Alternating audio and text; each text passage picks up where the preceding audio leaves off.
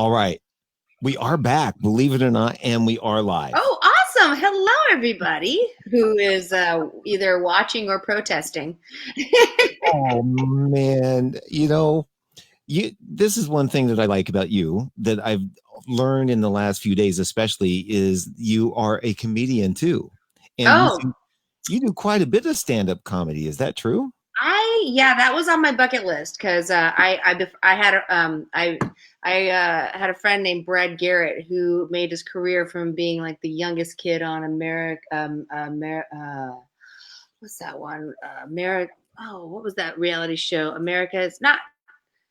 Oh gosh, it was back in the day. It was back, I think it was back in the 80s or whatever. But and Definitely. I walked into his house and I saw the Golden Globe, the Emmys, and I was like, how do I get me one of those? How do I get one of those? I want one of those. And and he told me his story and about doing stand up comedy. And so when I told Brad, I said, hey Brad, I'm going to do stand up, and he's like, are you sure you want to do stand up? Are you really? I highly advise against it. And it it was great in the sense that it was a lot easier to get people to come out to see you do stand up comedy than it was to like get people to come and see your band in Mhm. LA, because people like to laugh and get drunk and whatnot. But then when you do stand up comedy, you're just you're doing the same jokes, and so like you exhaust all your friends. My sister would be like, you did that joke the last time, and I'm like, but it's funny. I'm like, I can't. You know how hard it takes longer to write a 30-second joke than it does to write a 10-minute song. Wow. It It, does. and does it take some time to make sure that it works and you need to practice it and get the timing right and all that sort of thing with a joke or Well, just to break down comedy is stand-up comedy is all stand-up comedy is based on four premises: what's hard, what's funny, what's weird, and what bugs you. And that's how you have to look at the world. If you want to write jokes all day long, you got to look at the world with these glasses it's really hard to be a law of attraction person like myself, who's trying to glass overflowing when you're writing jokes, looking at the world at what bugs you, what sucks, what's hard, so it was a difficult process for me, but I'm really glad I did it. And it's I've I I have a huge appreciation for stand-up comics that can remember like 45-minute, hour, 2 hour sets, because I'm like, just if you even do a 10-minute set, I'm like got cue words and my hands are all marked up with Sharpies and trying to remember, because I'll be on stage and I'm like, I wonder if I did I do this joke already? so are you still doing stand up or was that just I took for a short while? I stopped. Well, stand up takes a lot of time, Mm. ironically. But I really wanted to focus on my one woman show, dearyoko.com.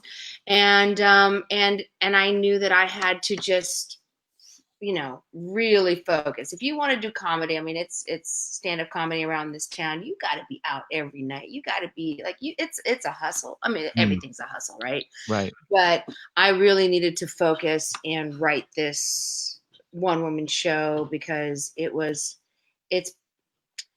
it's what 75 minutes of I felt like I could really say something meaningful, Hmm. you know. Just before our show got interrupted, we were talking a little bit about your show, Dear Yoko, Hmm. and that you did your last performance at the Super Bowl No, on Super Bowl on Sunday. Super Bowl Sunday. I wish it was at the Super Bowl, but J Lo took my Right, spot. J-Lo took your spot, Her and and Shakira. Oh my god. oh yeah, No, just kidding. man, They either filled it. one of them, geez. Hey, look, they are the primo cougars of our day, so I can Right? appreciate that. Man, Yeah, I'm telling you. I ain't So, hating on that.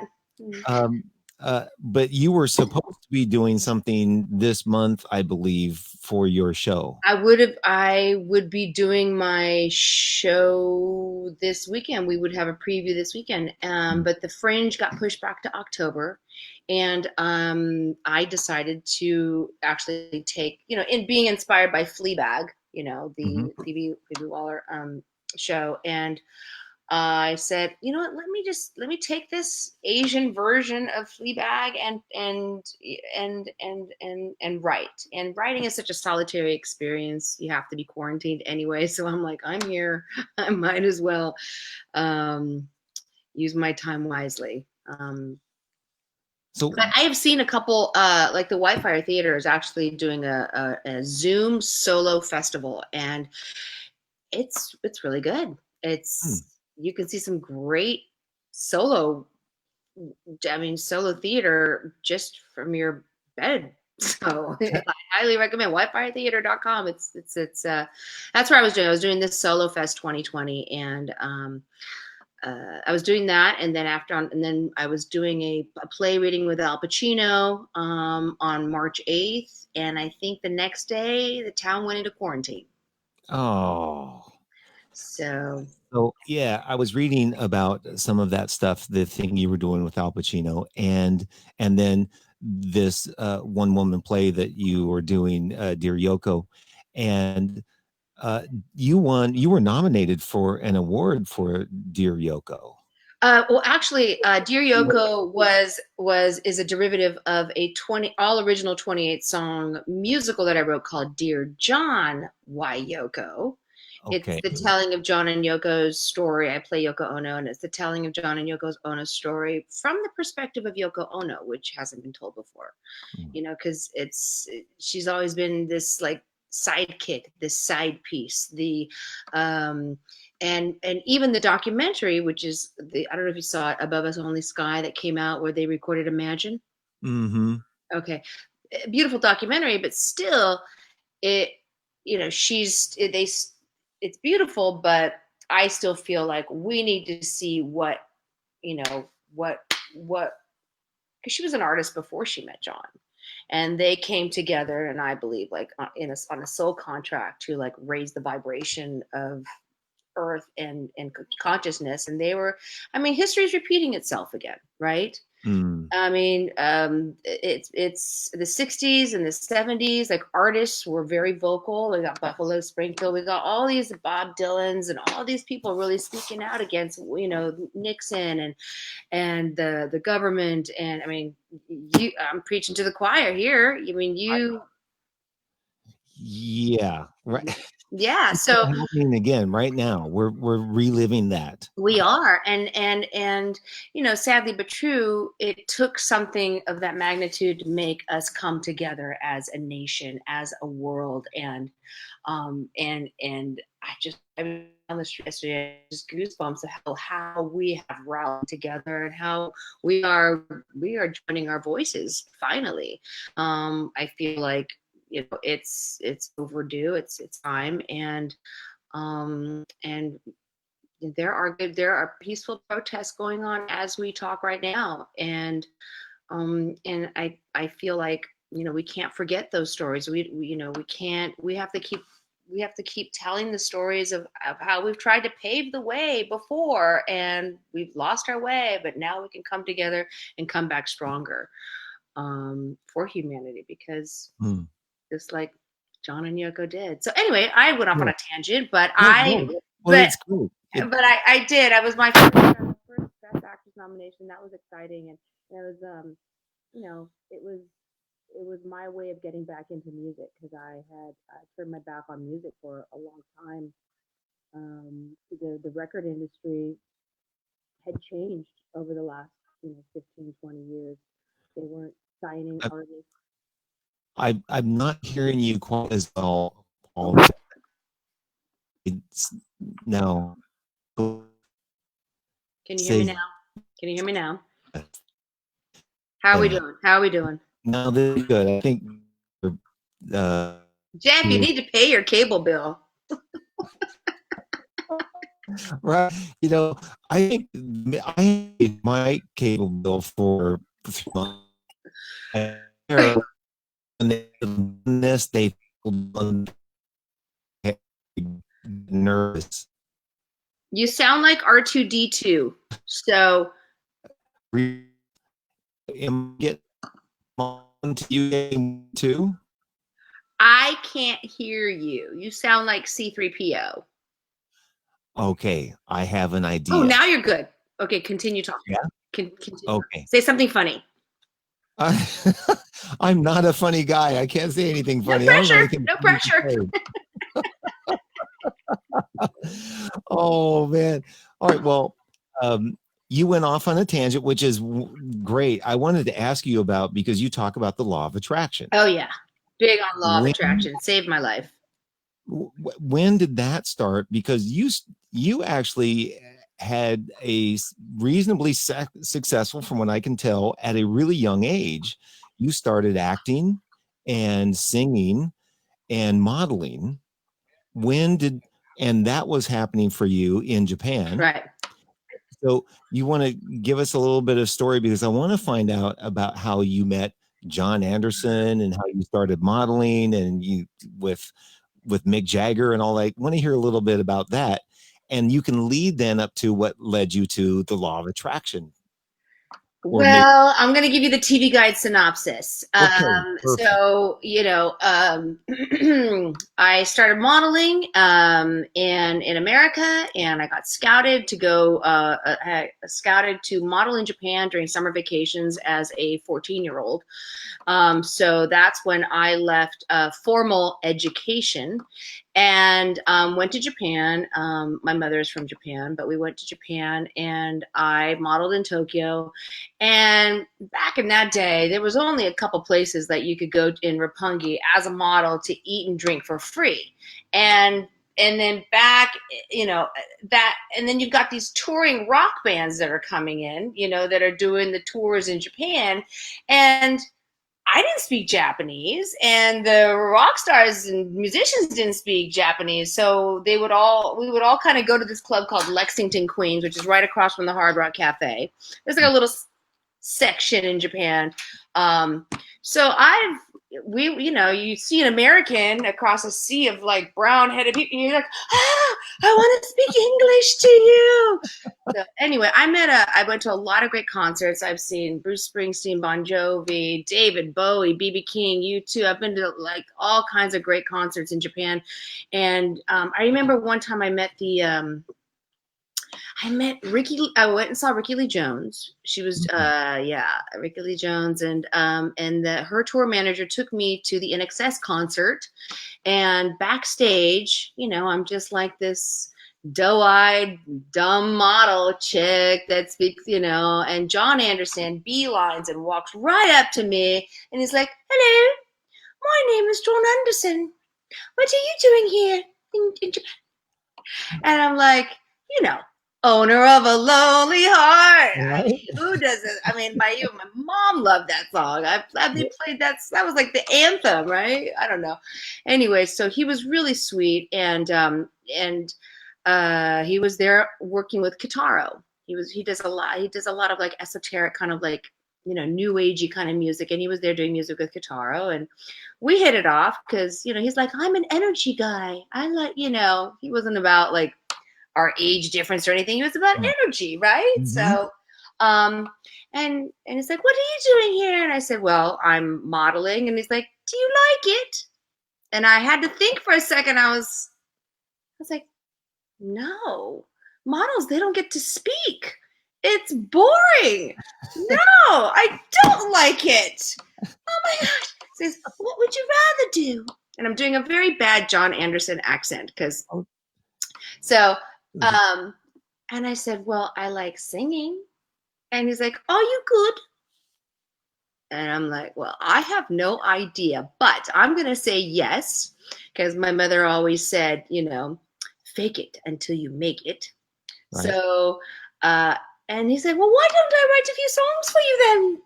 So he wrote me a couple songs and sang them to me over the telephone. And I was like, "Mom, psst, psst, Mom, John Anderson from the, owner of a lonely heart wrote me 2 songs and he wants to produce music for me."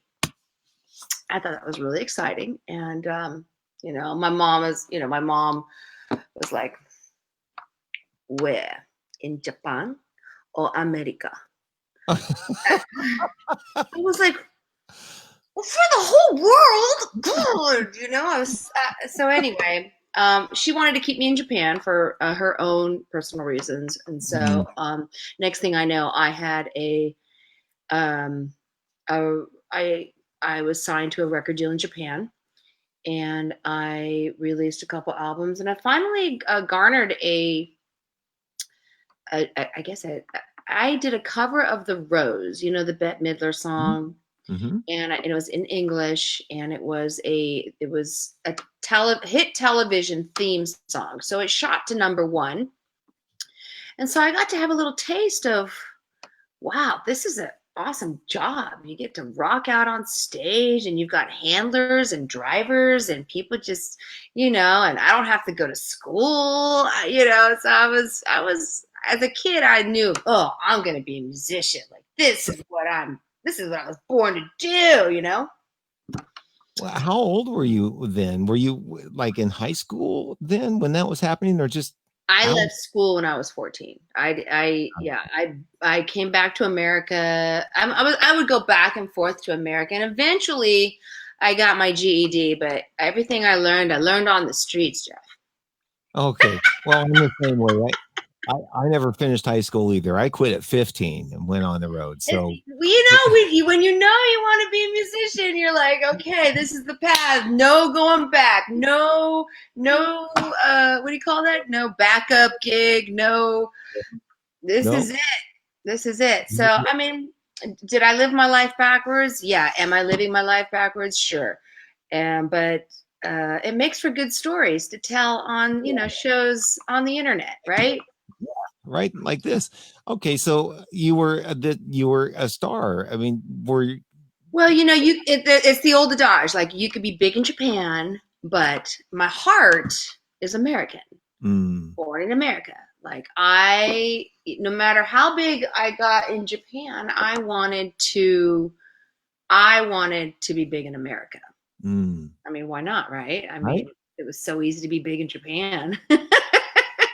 Anyway, so cut Hmm. to answer your law of attraction question. Right. Um, I came to LA and I got my first job working as a waitress at Yamashiro restaurant, and I learned the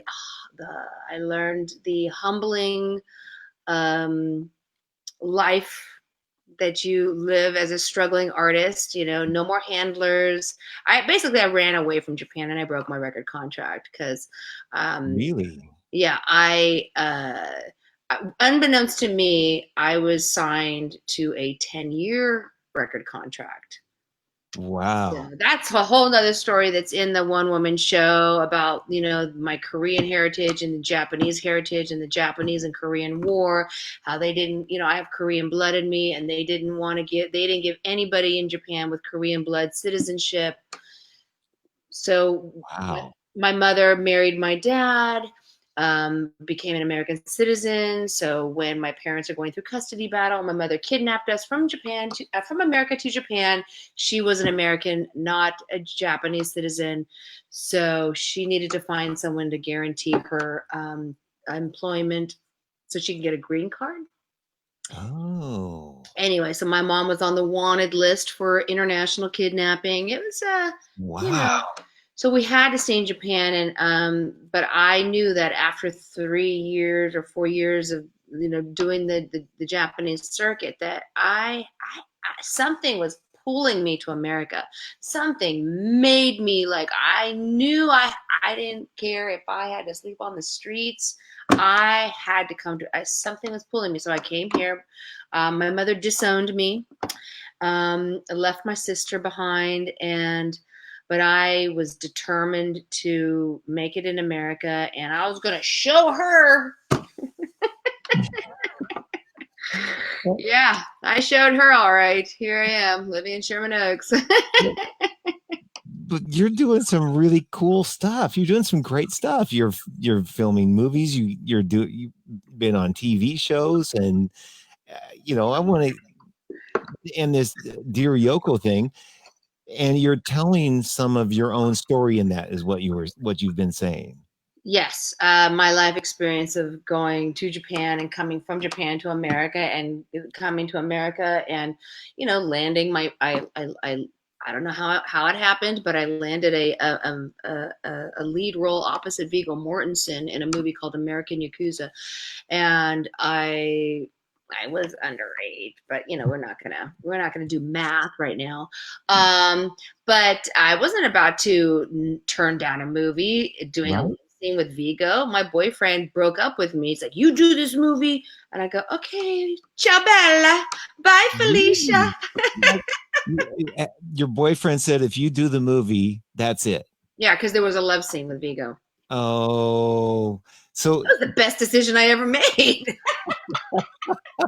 My boobs are immortalized. Okay, they will never look that perky ever again. So okay, so I have to go make sure I watch that movie now I again. think you can find it on Amazon or something, or YouTube. It's on YouTube for free, I think. Yeah, Yeah, yeah. yeah. So, But anyway, so coming full circle, the director of that movie is the director that I'm working with now on a movie called The Womb, mhm, and his name is Frank Capello, and I'm really excited to be working with him again because he gave me my first break.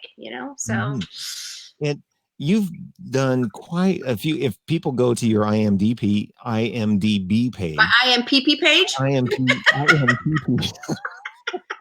If they go to my PP page, they No, will see my boo boos. well, let me just say, I've been doing these interview shows. I'm not a professional. I never did this before. I don't really talk right. Me I neither. stumble around. Me neither. I'm not really an intelligent guy. I just spit stuff out, and it sometimes it comes out okay. I just all I can do is just throw like spaghetti at the wall and hope something sticks, right? Exactly. And here's what's really interesting is sometimes people actually tune in and watch this stuff. Oh my god. Really? You think someone's watching right now? There actually is somebody watching. I know. I get, who knows? It's open to the public. It's an open to the public show. Okay, and you Yeah, said I don't. anybody can tune Okay, all in. right, good. So good. The good news is nobody can break in and flash us. Oh man, I I was don't. hoping. I mean, I haven't seen. Oh, but I did watch the Danny McBride show on HBO. Have you seen The Righteous? The Righteous. Oh God, it's the Danny McBride show. The Righteous. Right, gemstones. Yeah, The Righteous Gemstones. Yes, that is funny. It is funny. It is funny. I Yeah. mean, I might have to go watch it again. It's that funny. There's a lot of pee in that Yeah. show. Well, speaking of, speaking of shows that I like, some of my Yeah. favorite shows. You were on one of my favorite shows, Which one? Ray Donovan. Oh I God. love Ray Donovan. Ah. Is, is, Ah. is he kind of like is he seems to be like a man. He's a manly man, and but he's the real deal. Like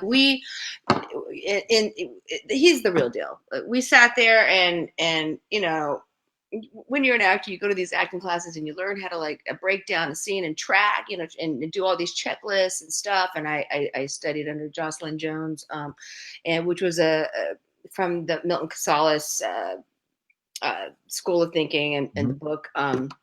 But I got to use all of it working with him because he would sit there and he really cared. He really cared about the continuity and the tracking of the scene. And I mean, of course, he's exec producer on the show and whatnot. But I just loved working with him. He was smart, classy, respectful, and collaborative. And I would love to work with him again. Yeah, Yeah. yeah. He seems to be just whenever I've seen him in anything or even talking to people, he seems to be a really genuine, earthy kind of guy. Salt of the earth. Yeah. Yeah. Well, Yeah. and that brings me back to I want to get back to the law of attraction thing and how that all changed for you. What led you to thinking that? And My life sucked. oh, I didn't want to live. That's what happened. oh no. That's what happened. I didn't want to. because nothing was going right. How I thought my life was going to be when I came to America was like, oh, a couple weeks, I'll get another record deal, and I had this idea in my head, like how it was going to go. Cut to many heartbreaks later, and I know you being a musician, you've lived, you're there with me. I know you Yep. know. So, and thank God I didn't get what I wanted when I wanted it. Like I look back now and I say thank you, because I really had to grow and learn something other than seeking things for external validation. And I needed to, that saying, like, what you seek is seeking you, or Mm-hmm. and you are what you're seeking, and all this stuff just kind of went over my head when I was in my 20s, and it just kind of went over my head. I didn't understand any of this stuff, but I said, God, I came to a point where I was like, God, universe, if you still want me to act and sing, and because then show me a sign. Next thing, I was driving down Coldwater because I didn't want to do this anymore. I couldn't, it hurt too much, especially when you're like an empath and you just feel everything. And so I walked into this acting seminar, and some girl next to me was like, yeah, I'm taking this acting class from Dee Wallace. She was the mom in E.T. And so I was like, I did a movie with Dee, but we didn't have any scenes together. So I jumped into Dee Wallace's acting class, and she was the one that taught her class with energy, and creating your life. And she introduced me to Abraham Hicks. And then I couldn't get enough. I had to and I think because of that,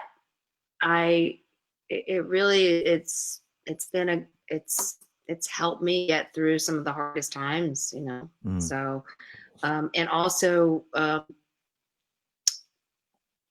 yeah, I mean, I'm kind of like sitting here pondering, like it's a lot, yeah, but that's my spiritual practice. Is a spirituality as opposed to religion. I went to a Catholic church as a kid, baptized Christian, lived with a Mormon family. My mother was atheist. And I just kind of navigated.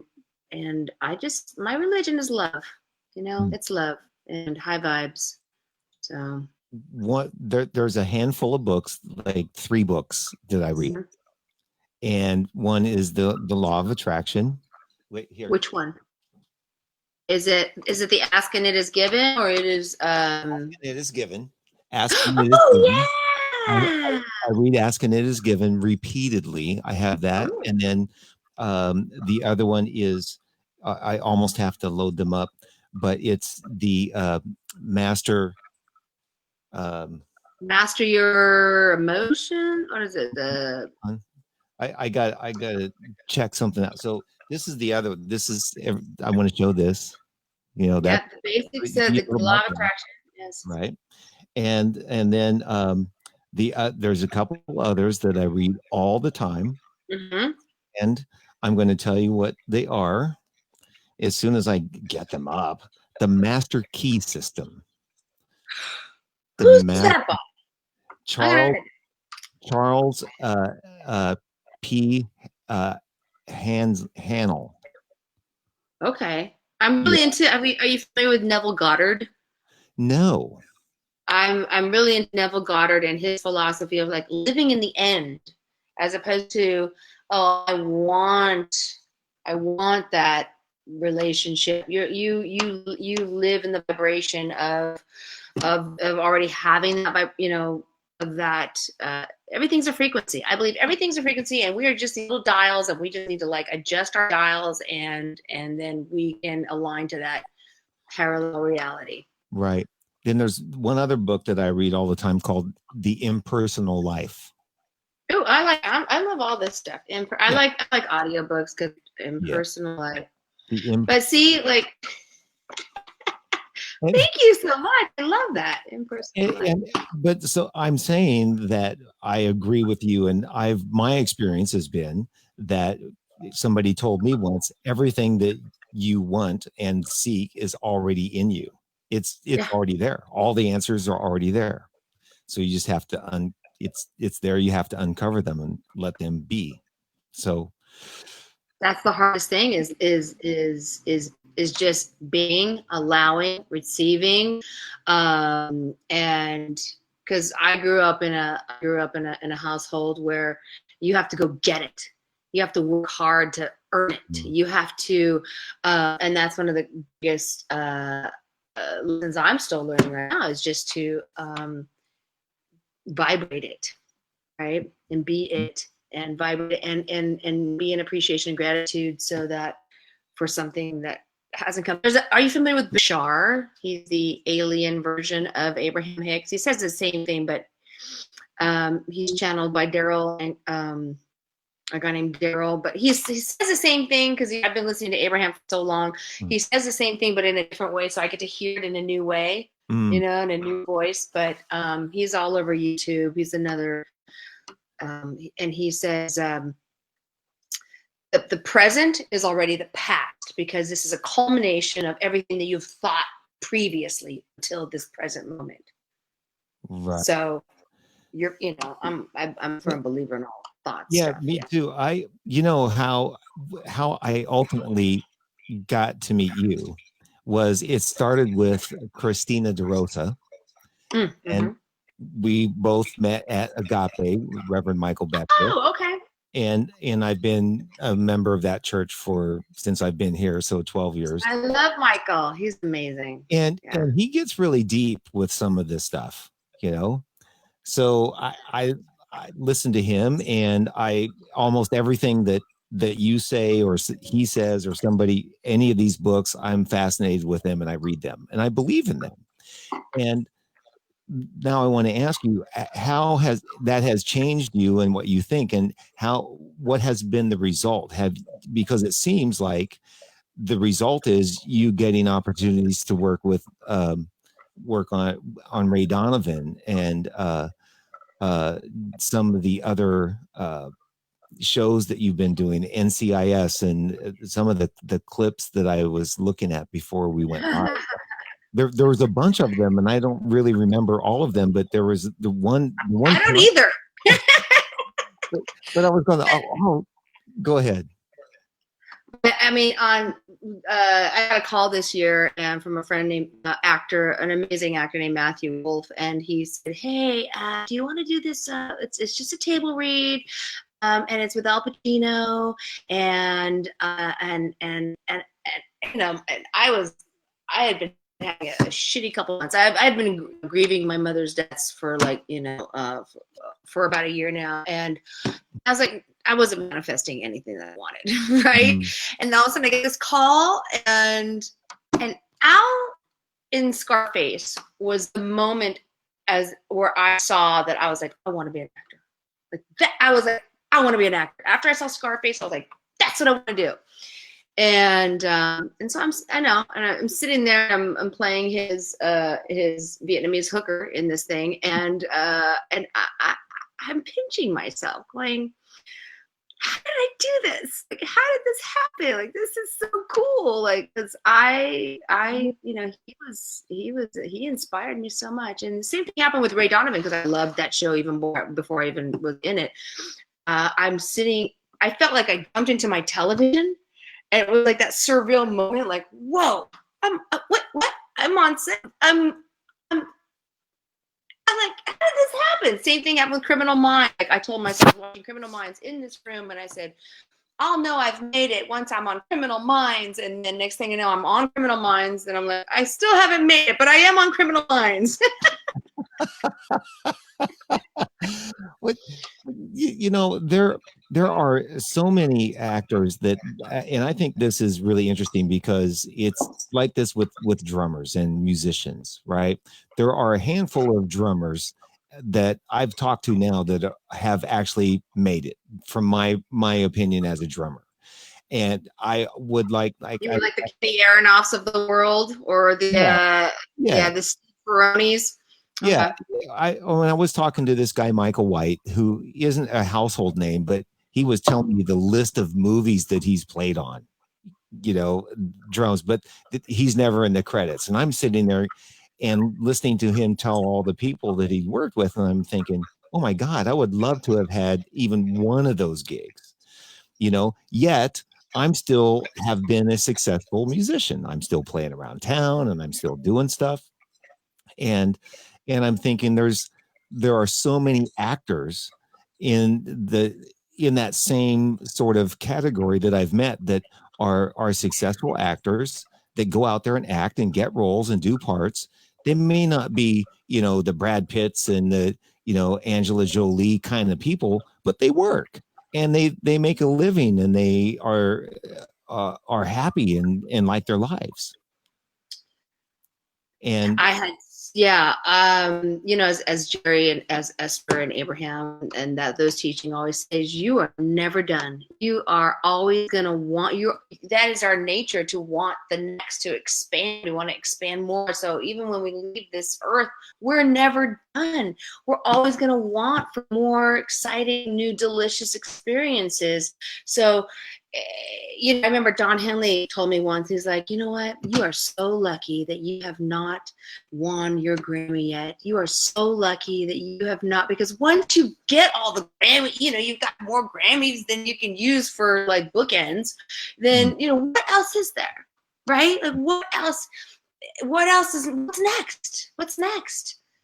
So well, let me ask you, where is your heart mostly in being a creative person, just generally speaking, or is it more music, or do you prefer acting? Is you go back to being a musician, singer? What stimulates you the most? yes. The answer is yes.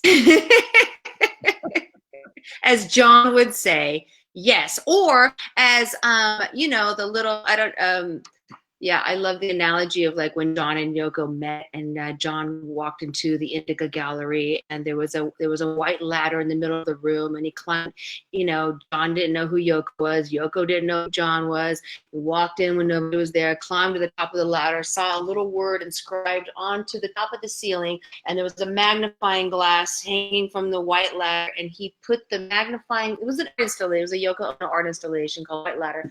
He puts it up, and the word on the ceiling was yes. And he said, had it been any other word, life would have been different.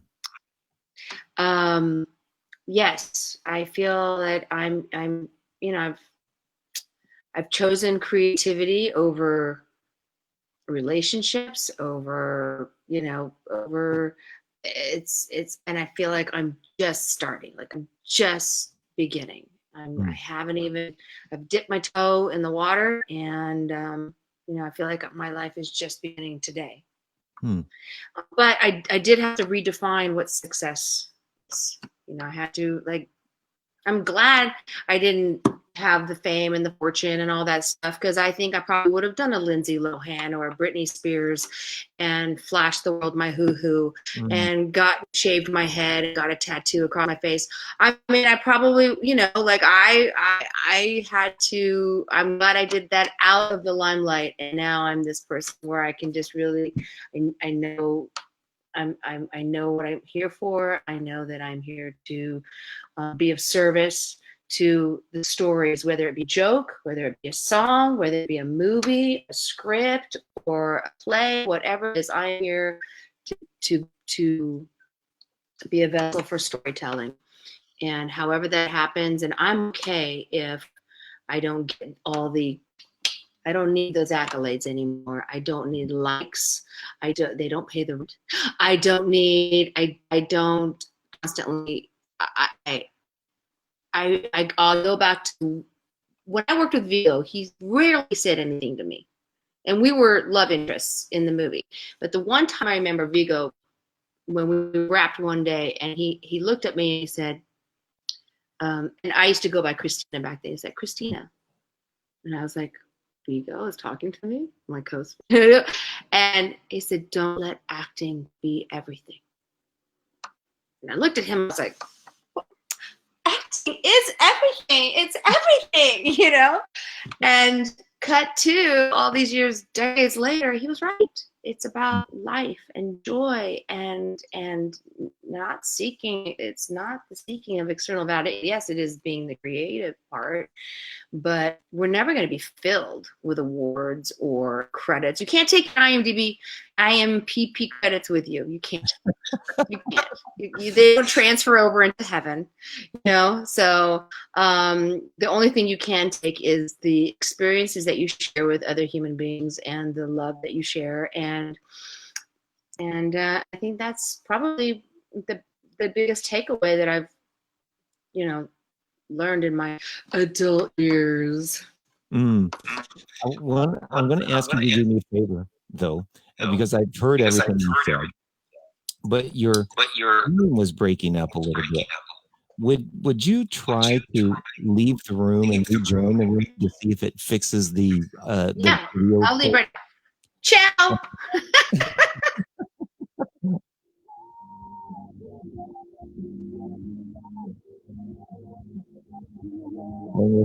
This is okay. So you missed all the golden nuggets I gave you. No, I can hear everything, but your video was breaking up, so I had to close my eyes and listen, which was Oh, I was morphing into the blob. Okay, got it. Got it. All right. Yeah. So now we live in such a visual society, you know? I mean, back in the day, we could only just like write letters and hopefully it got to you in 6 months, right? Right. Well, I want to say sometimes people have told me that they take these more like a podcast and they listen back as they're walking. You know, they'll take them out and play them, and they don't necessarily watch, but they listen. So they don't necessarily look at the picture, but I wanted to see you. I want to see me too, Jeff. I want to see you. I want to see me. I want to see this world happy. I want to see everybody just living peacefully, arm in arm. And, you know, so yeah, and thank you for all these wonderful Charles P. Hannell in Personal Life. I love it. I'm going to try and see if I can find it on audiobooks because I'm a big audiobook person. Yeah, I listen to a lot of stuff too.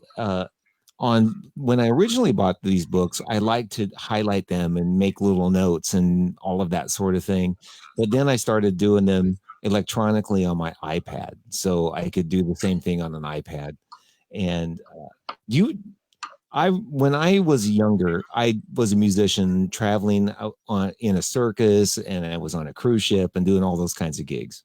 And I remember when I wanted to go for a walk, and I had to take my Walkman or whatever it was. Oh, the Walkman. And I could only take 1 or 2 CDs or cassette tapes with me because I had to make room for the couple of books that I wanted to read if I got to the beach. And then by the time I put all the paraphernalia, I needed a giant backpack. And now I can put it all on the phone, you know. But there's something about turning the page, and you know, there's something about, like, I don't like the way my iPad feels in my hands.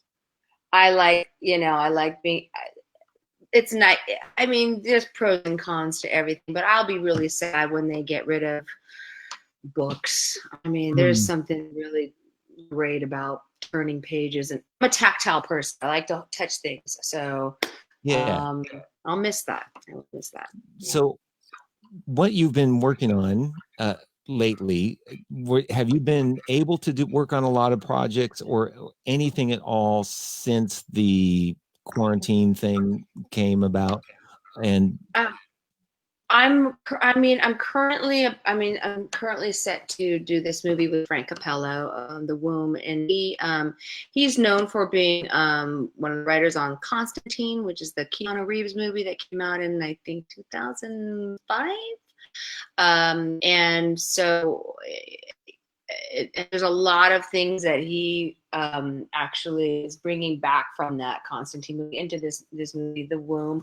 But right now, we still have to, nobody knows how to move forward with productions here in America with the COVID and the pandemic and safety measures and social distancing and stuff. So we're just kind of waiting to get the clear, okay, you can shoot now. But I'm really happy to be working with him. And again, it's fun to work with your friends, Mm-hmm. And, I'm curious when this is all going to open up, because I've noticed the news today is that a lot of the states that started to open up the last month are starting to see spikes in COVID cases. So I wonder if that is going to slow us down here in California, because we've been opening way slower than some of those states. Yeah, our governor, I love him to pieces. I really, really do. And I appreciate everything that he's doing. And I know that his job is one of the hardest, but there's an opportunity here to bring production back to Los Angeles. There's an opportunity here there's a lot of stars, A-list stars, who don't want to get sick anywhere else in California.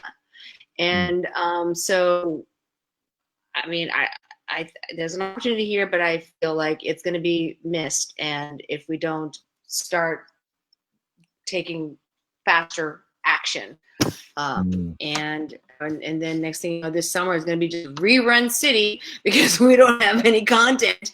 We'll be watching Family Ties all over again. Oh, I actually want to see something new. I don't know. Yeah, Baywatch. I want to see something new. I've seen almost everything that I want to see now. What are you watching? Well, let's see. I actually watched the morning show. I decided to watch that. That's pretty good. I like Billions. Oh, okay. Billions. I love Billions, and I love Paul Giamatti. And so I like those kinds of shows with real intelligent writing that makes you think about what's going on, not just the silly stuff, things that have depth of character. Sure.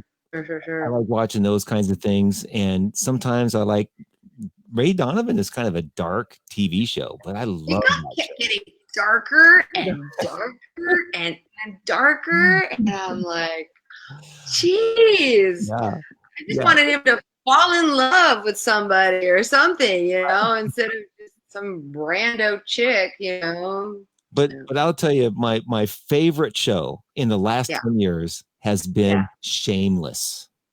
Oh. Because I come from a family like that.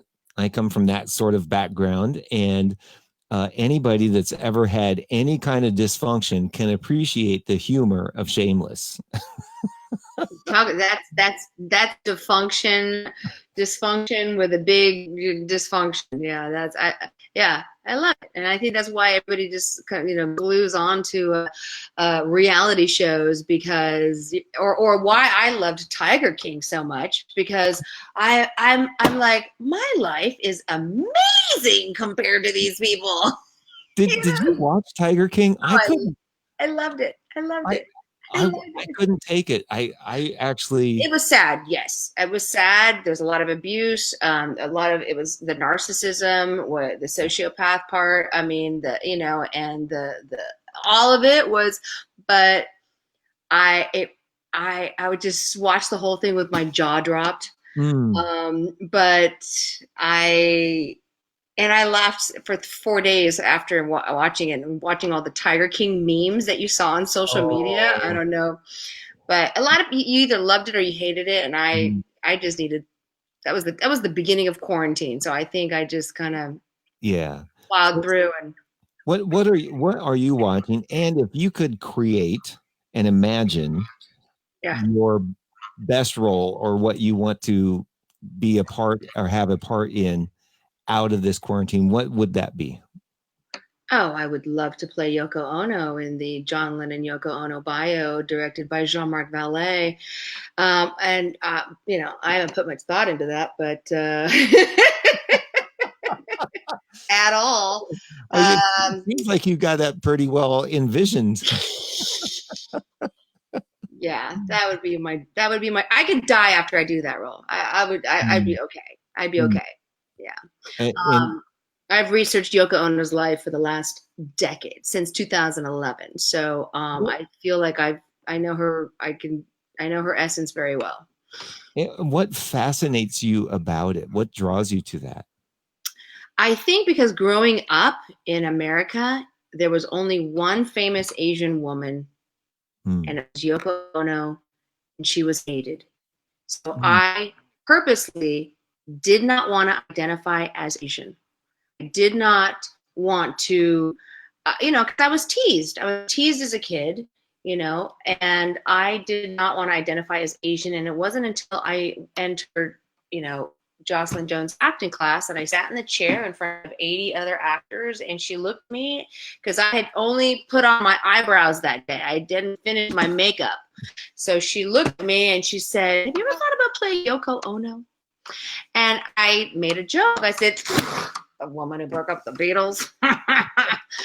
And she looked at me and she said, "You're going to come back and you are going to do a picture exercise as Yoko Ono." And that is what transpired, the whole everything. And I got to research this woman's life and see that she is misunderstood. She was ahead of her time. She didn't fit in Japan, which I didn't fit into Japan.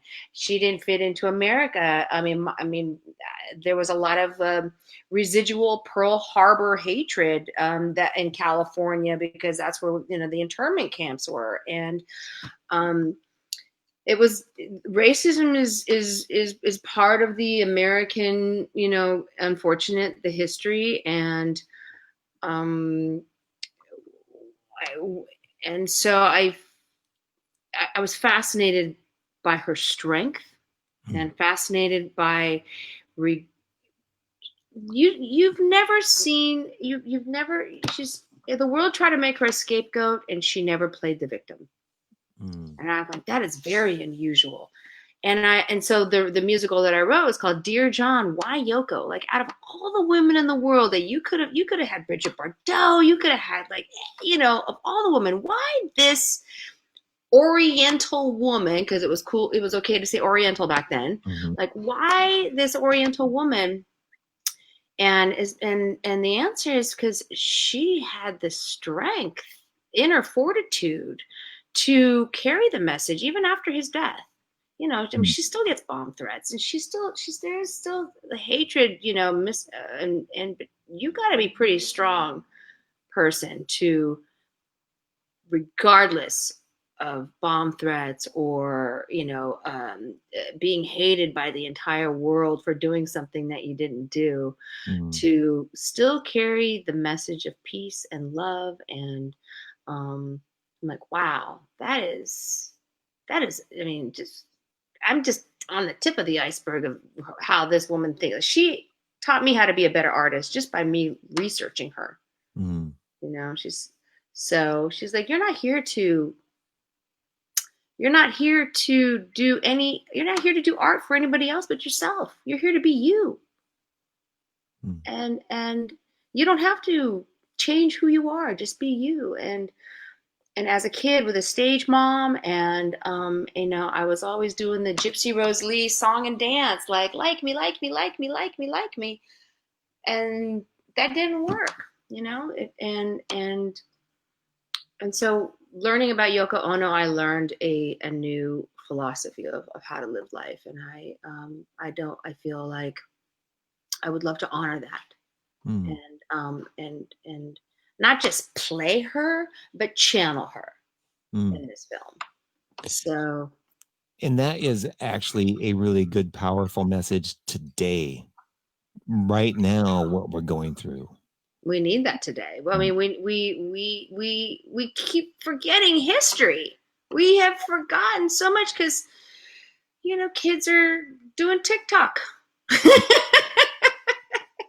I know, right? That is I mean, is Snapchat still happening? I have no no, idea. no, Okay, that's that's passe done. now. No, Okay, all right. TikTok now. Everybody's TikTok. Everyone's TikToking. Okay. Yeah. Well, I don't know. I try to stay away from that. all I Facebook, know is it does it pay the rent? Because if it pays the rent, I'll do it. If it doesn't, right? forget it. Yeah, rent is, of all of the things that I'm trying to make sure gets paid right now Yeah. is rent and my car insurance. Mm, And then food after that. I In want more food. everything else, go ahead. I just would like to try to keep my home. And if I actually drive somewhere and somebody hits me, because there are some crazy drivers going on right now. I mean, Yes. have have you driven anywhere in the last 3 months? Yes. Do Yes. you have noticed how much crazier and faster some people are driving than ever before? Definitely, and also, well, yeah,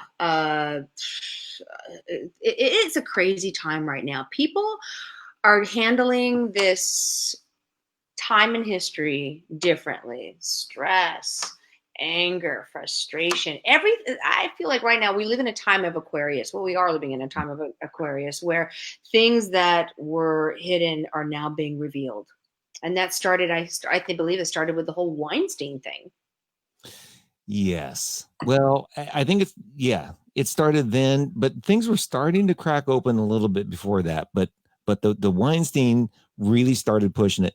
What really set this in motion was Obama. And the reason why I say that is because it pissed off the racists so much that it led us to Trump, that is now exposing all of it to the nth degree. It's all really being exposed now, and it's all cracked open, the misogyny, the racist, all this stuff.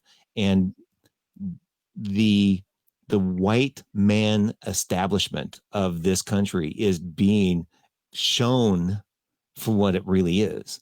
And it really took President Obama. And when you were talking about how you saw Yoko and how she stood and was strong in spite of what was coming at her, I think about Obama and what he went through, and having to stand there as a black man and take what he took. And then the racism came out and gave us Trump, which is now showing us all of the racism. It's all being exposed. All of the mistreatment of women, the mistreatment of people of color, all of it is at the age of Aquarius. I mean, this is the.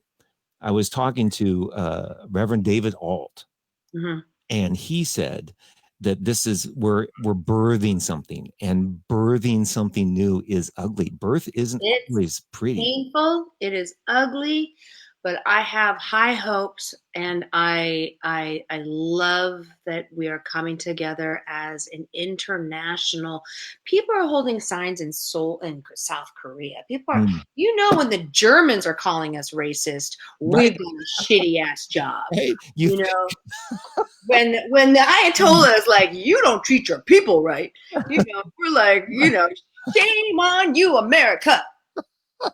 when the Germans say we're having, that's perfect. Yeah, but you're right. Um, I don't know what happened to me. I was born in Nebraska, which is like the worst. It's my favorite Bruce Springsteen album. You like that one? That album is so poetic. It's You, beautiful. you know, I keep forgetting that you're kind of a rocker. You're kind of a, you know, you're a rocker. Let's remind. Let's play this again.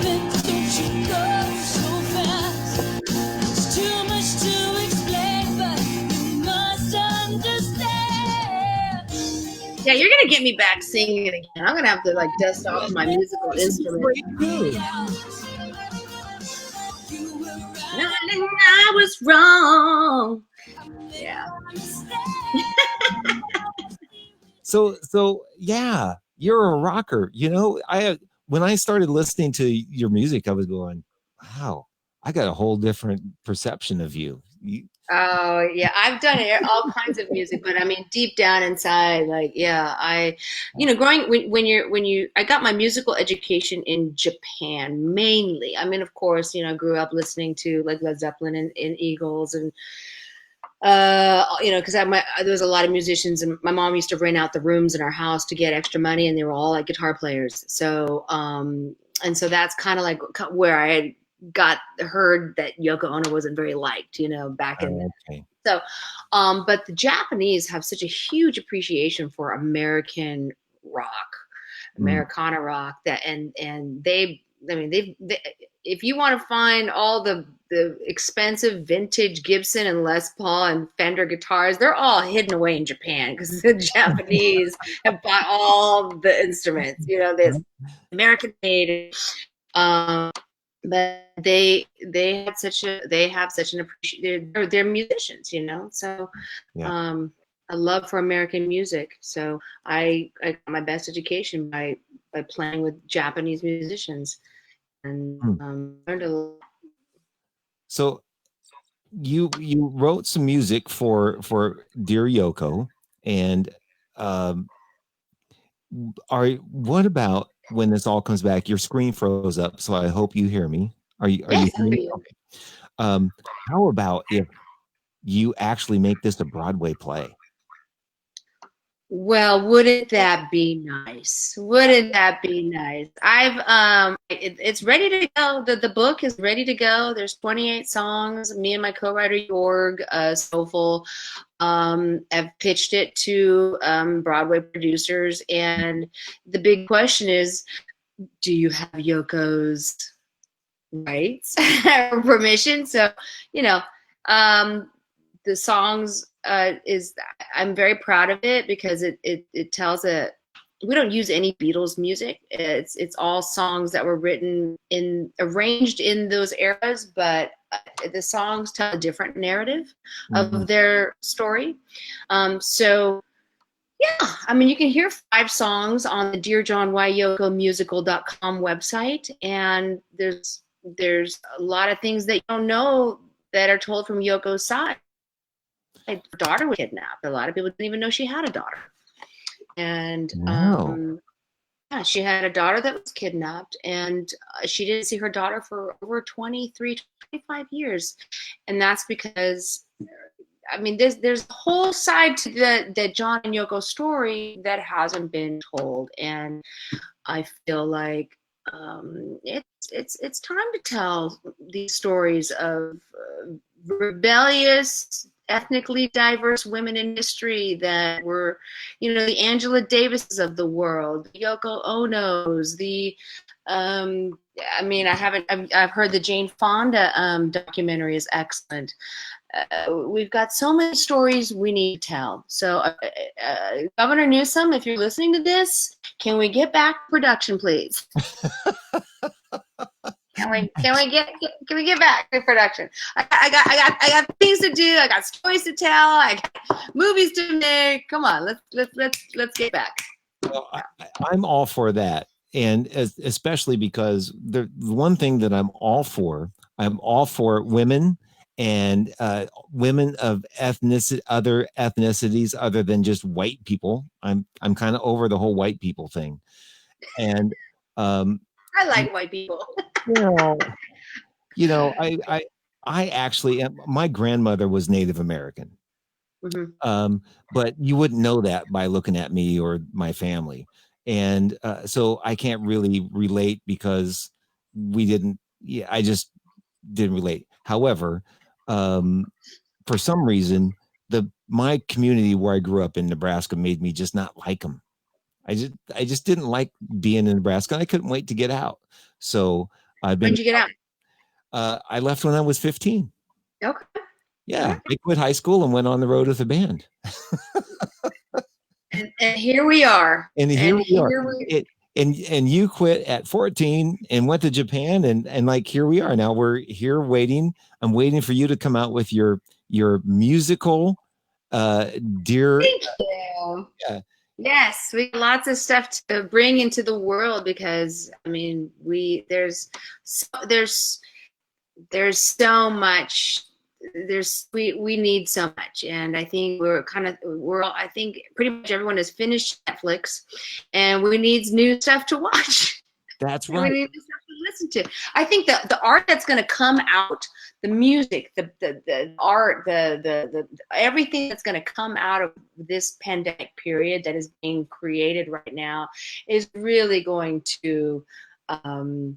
I'm excited about it. I really think we're going to have some great music. We're going to have some great art, great things that are going to push us forward, and we will come out of this 100 times better as a humanity and a society. And that's my hope. My fingers crossed.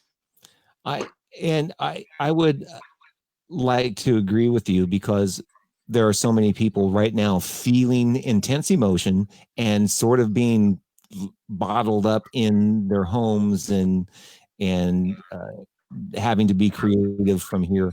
I think that it is going to be an explosive, creative, and like you were saying when we first started talking in the 60s, you know, when all of that's kind of come out, where history's repeating itself in the prolific kind of songwriting and stuff. And I Yeah. think that's all going to come out now too. I hope that we come out of this with artists actually like back in the 60s, where they took a responsibility to actually have empowering messages and using the media to spread, to unify, to bring together, like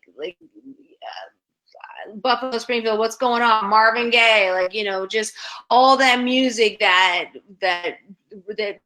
voice and era, as opposed to bitch gotta have my money, baby got back, you know, like give the cognac, strip it off, baby. Like, okay, I'm sorry, but okay, well, we it's time for a little more, you know, I need some music for that's gonna rise us up, and love will conquer all. That's my story, and I'm sticking to it.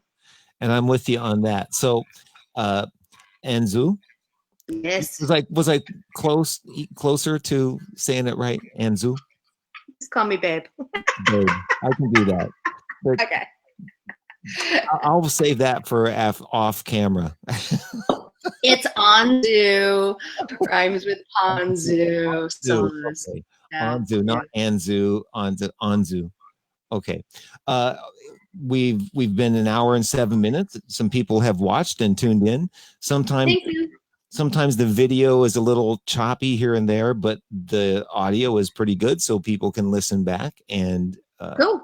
And listen. I had so much fun, and I learned so much, and you're amazing. And thank you for hosting this and asking me to be on this show. And I thank Tiffany for referring me to you. And I'm very excited to get my new audiobooks on the law of attraction. And I hope we can do this again soon. Well, absolutely. And you're being way too kind, because I'm just really not all that good at what I do. But I've certainly enjoyed talking to you and your stories. And we can talk for hours. We didn't even get into any of the stories, but that's okay. No, but maybe we can do that privately, and then have another show, and I'll go, hey, we need to tell that. That's a good story about Mick Jagger and, you know, all that kind of. Everybody always wants to hear the Mick Jagger story. No, Mick Jagger, you know, I mean, yeah. All right. So I want to play another one of your songs. Which one did you pick? Which one should I pick? Which one did you pick? Well, I was going to play. I kind of like "Never Give Up." Oh, well, there's 3 versions. Which one are you looking? I was going to play the one off of that record, off of that particular LP. Oh, okay. It's called. Let's is this one. Oh yeah, the rock version. Yeah, I like the rocker. I like the rocker stuff. Yeah, my friend Dean DiCioso, amazing drummer, produced it. Nice. So I'm gonna let it play for a minute because I want it to start rocking. There we go. And now I will close this out and thank you again. Thank you. All right. Slipping like sand through your desperate hand every night. I wonder why you give Up before you